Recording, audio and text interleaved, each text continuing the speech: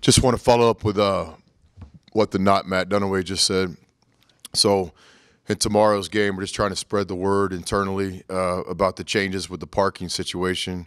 This is a well thought out, executed plan, but as with anything that's new, when you change things, there's always going to be adjustments. So I wanted to thank all of our season ticket holders and committed fans in advance for your patience as we all try to figure out kind of the new routes to get to the arena. I think ultimately this is going to be the best parking situation for everyone to get to the games quickly, to get in and out, to use the shuttles, season ticket holders to figure out the lots and stuff like this. But there's going to be some patience involved because anytime there's change, there's always positives and negatives. So thank you in advance for everybody being positive about this and spreading the word. Any questions? Coach, how important is the perimeter defense going to be against a team that can really shoot it pretty well? Yeah, you've been watching tape. Where were you last night? We had an extra seat in the office. You watching it on your own? Well, South Alabama's got really good players. They've got returners. They've got experienced players. They've got transfers. And they've got some great perimeter players. The three-point shot's a concern of ours. Containing their penetration's a concern of ours. They've also got a great front line this year with some real size, including a 6'10", 300-pound plus transfer from Pitt. So we have all sorts of concerns defensively. I guess just in terms of not allowing the penetration, I guess how are you guys looking to kind of do that without obviously giving away what you're doing? Well, it's always a fine line when you play good teams like South Alabama. You can't take everything away. So it's a possibility that you stop the drive, then maybe you give up a three-point shot. You try to take away the shot, you're susceptible to the drive. So I can say this, it's going to take great team defense. They've got some guys on their team that are going to be hard to guard one-on-one, so we're really going to rely on team defense in this game. Just like every other game on the schedule. We'll stay in the front with Will. Like I said, you got perimeter. You really want to be good at that, but they also have a big man, number 33, that's their leading scorer and rebounder from last year. What sticks out to you about him and what you guys will kind of have to do to stop him from getting in there? Yeah, they have 4 frontline players that I think are real worthy. You know, guys that can play in any league in the country. Returning starter. They can play inside and out. Transfer from Pitt. A big kid that was a freshman last year that got valuable minutes. It's ready to take the next jump as a sophomore. So they have real good inside players that we're going to have to step up and compete. You guys have obviously played 3 scrimmages this year, and that's more, I think, than you have in a while. So where does that benefit the most? Maybe just all these freshmen kind of getting their first real taste of it before you get into it? Yeah, I think it just allows you to know a little bit more about your own team.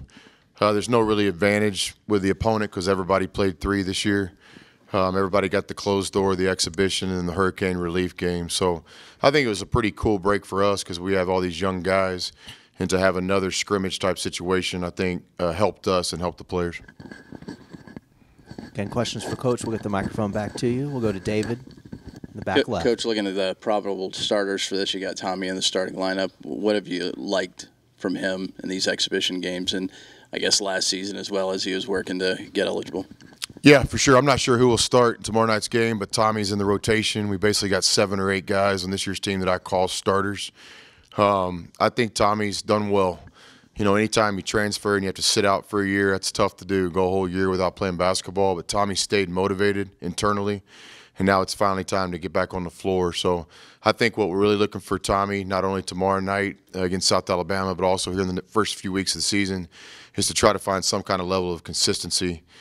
He's shown the ability to be the best player on the floor any game, any night. I think the next step in his game is can he find a level of consistency that can help the team. You talked about those scrimmages there. For the freshmen specifically, what did you like from them during those exhibition games, just getting that experience? Yeah, number one, I like the way they compete and they have fun doing it. You know, I've coached a lot of good players and young guys. Sometimes it takes guys to kind of get ready to compete. But these guys have all just brought it, you know, starting with, you know, the scholarship guys, Morrow and Malik and Z and Culver. They just have a certain kind of like healthy ignorance to them, if that's such a thing. They just play. They don't know any better. They're just competing. They don't think they don't know they're not supposed to do this as freshmen, and I agree with them. I don't think I'm not coaching these guys as freshmen. I'm coaching them as guys that are in the rotation, and we're going to try to do something special with this season. But above all, I just like the way all 4 of them compete. Any other questions for Coach? We'll get the microphone to you. Let's go back to Will in the front. Now that Morrow's been here for a month and a half or so, how's he kind of really transitioned in now that he's been here that long? Yeah, it's still a work in progress. So many things that aren't even basketball, like the language I don't think's affected him at all. Sometimes the slang will get to him a little bit, but sometimes we don't understand what he's saying either, so that's cool. The food, obviously getting used to American food, every meal is different than Europe, but he's really bought in. He's got such a pro mentality. He's a guy that is trying to do something special in college, both academically with his degree in basketball, but he also has a vision and a reality of playing professional basketball after this. And so he brings a professionalism to the way he lives his life. On the court, he's just continuing to get better.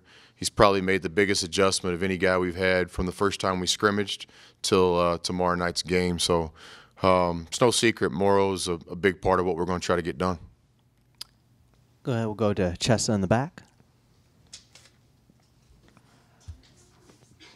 Thanks for the help there, Sean. So, Coach, last year you had a ton of seniors that led this team. Now this year you have some seniors, but these freshmen are just kind of showing out already. What are your expectations in tomorrow night's game?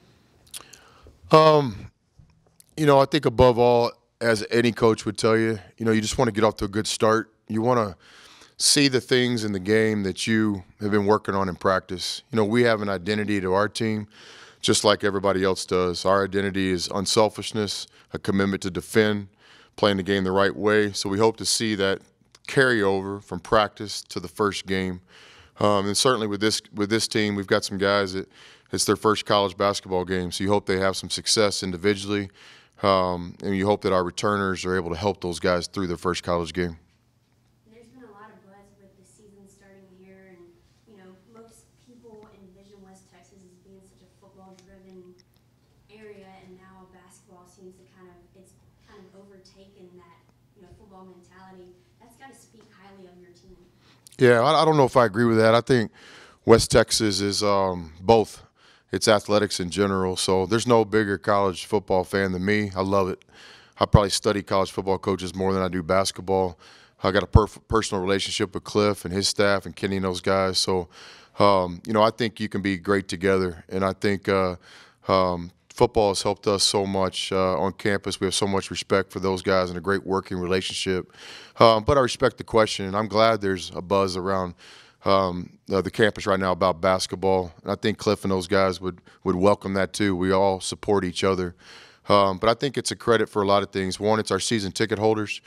Even though last year's team didn't win as many games as I would have liked or anybody, there's still just a great positive vibe around our program. And to me, that's our fans, because our fans support Tech basketball through the good times and the bad. We're at an all-time high in season tickets sold right now. And that's like humbling to me. So really I give our fan base a lot of the credit for the positive vibe around our team. And then it's our players. These guys believe. They're not concerned with what we haven't done in the past. They're concerned with what we're trying to do in the future. So we respect the past and tradition of Tech basketball, but we also have a vision to do things that have never been done here before. So I think everybody working together, the different sports, football included, our fans, our players, our staff, I think it's a real team effort here in West Texas to try to create a team that we can all be proud of. Any other questions for Coach? We'll go back over to Ben and then back to Carlos. Just what have you noticed with 14 for them on tape? It seems like just box score reading that he's really taking control those first two exhibition games for them off the bench from a scoring standpoint. Yeah, he's a talented junior college transfer.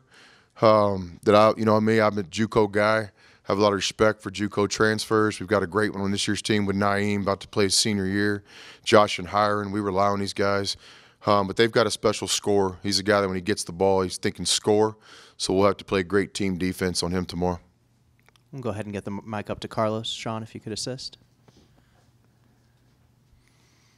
Just speaking of the JUCO guys, I guess what's the status on Hiron? Is he any closer to getting back to the court? Yeah, I hope so.